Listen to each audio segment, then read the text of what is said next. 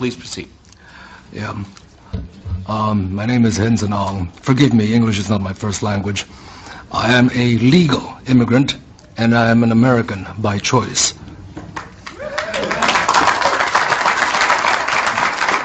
Thank you for giving me this opportunity to express my opinion and give my testimony in opposition to the majority of the proposed bills which do nothing to deter future crimes. Gun control does not work. Your own history is replete with high school rifle teams, Boy Scout, marksmanship merit badges. You could buy rifles at the hardware stores. You could order them, mail order, delivered to your home. Your country was awash in readily available firearms and ammunition. And yet, in your past, you did not have mass school shootings. Other people have already expressed the question, what changed? It was not that the availability of guns suddenly exploded or increased. It actually was decreased. What was changed was societal decay.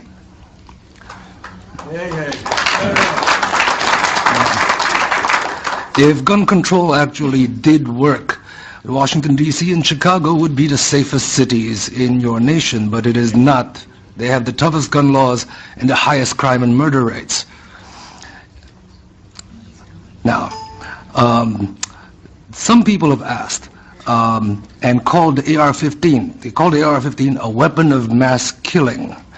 Well, it turns out that there are a few government agencies which disagree with that characterization.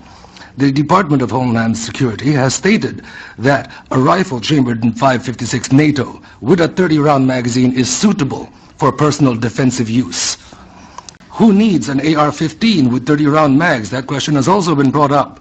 And I would like to put forward that had the Koreans in the LA riots not had AR-15s and AK-47s with 30-round magazines and Ruger 30s, their businesses would have been burned to the ground like all of the other businesses in their neighborhoods. Theirs stood because they stood their ground. I would also put forward the conjecture that had the 10,000 students at Tiananmen Square not been unarmed, things may not have resulted in so many of them disappearing. In your own laws, United States versus Miller, 309, U.S. 174, 1939, it was made clear that the type of firearms protected by the Second Amendment were those specifically useful and common for military use in defense of the state. I would like to note that the state is not the government. The state is the people. In Lewis, excuse me, Mr. Ong, if you would. In Lewis versus United States, 1980, it is stated that the Second Amendment guarantees no right to keep and bear a firearm that does not have some reasonable relationship to the preservation and efficiency of a well-regulated militia. It has nothing to do with hunting. The militia, as per the debates in the convention, shows plainly enough that it is composed of all males physically capable of acting in concert for common defense.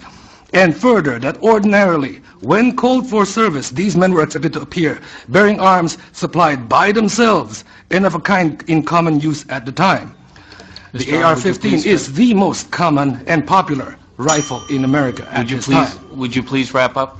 I will wrap up. I would like to wrap up with a statement from Judge Andrew Kozinski in Silveria vs. Lockyer, 2003.